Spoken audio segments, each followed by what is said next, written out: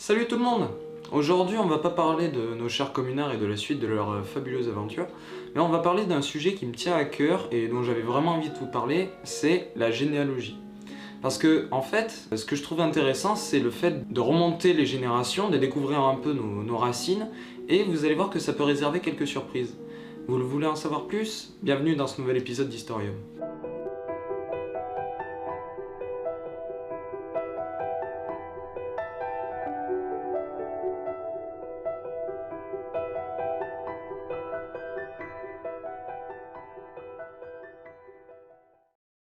Bon, je pense que tout le monde sera d'accord avec moi, on est tous le fruit d'un père et d'une mère, qui chacun ont un père et une mère. Bon, on peut remonter longtemps comme ça. Mais en fait, la généalogie, c'est ça, c'est remonter chaque parent de chaque parent. Ah, faut la comprendre celle-là. Mais en gros, tu essayes de découvrir, c'est qui ta famille, quoi. Moi, par exemple, ça fait depuis 2017 que je fais mon arbre. Putain, ça fait longtemps. Et donc au début, je savais pas trop comment faire. Donc la première chose que j'ai fait, c'est un peu instinctif, mais j'ai été voir mes parents et je leur ai posé des questions. Parce que moi, mes grands-parents étaient déjà décédés. Donc je leur ai demandé, il est né où papy, elle est née où mamie, est-ce qu'ils ont eu des enfants, est-ce qu'ils ont été maltraités par les noirs, enfin des choses comme ça quoi. Et du coup, quand j'ai eu toutes ces infos-là, j'ai commencé un peu à schématiser un peu les dates de naissance, les dates de décès, les unions, les enfants, tout ça.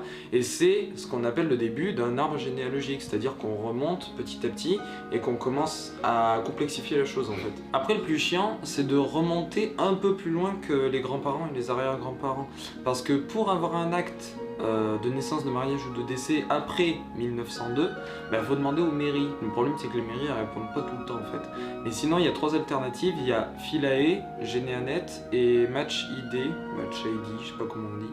En fait, les trois sites, les deux premiers, donc Philae et Généanet, c'est des bases de données généalogiques, c'est-à-dire où il y a plein d'arbres répertoriés faits par des utilisateurs, où il y a des bases de données d'archives et où on peut soi-même créer son arbre gratuitement, et avec le premium, on a accès à toutes les bases de données.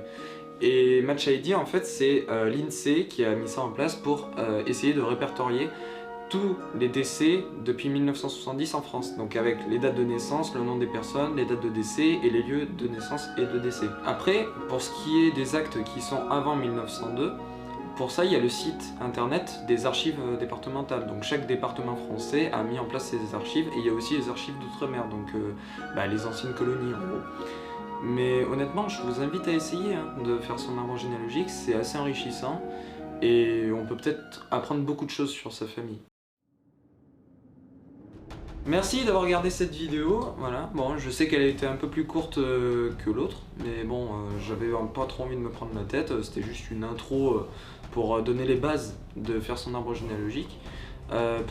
Petite info, je me permets de donner ça comme ça, si vous voulez me contacter pour avoir des conseils ou pour que je vous aide à faire votre arbre ou des choses comme ça, pour vous aider à commencer ou même à avoir des détails ou des choses comme ça, je suis dispo. Faut juste aller sur mon Twitter, mais ça je le laisse toujours dans la description et puis il est marqué aussi dans le générique de fin.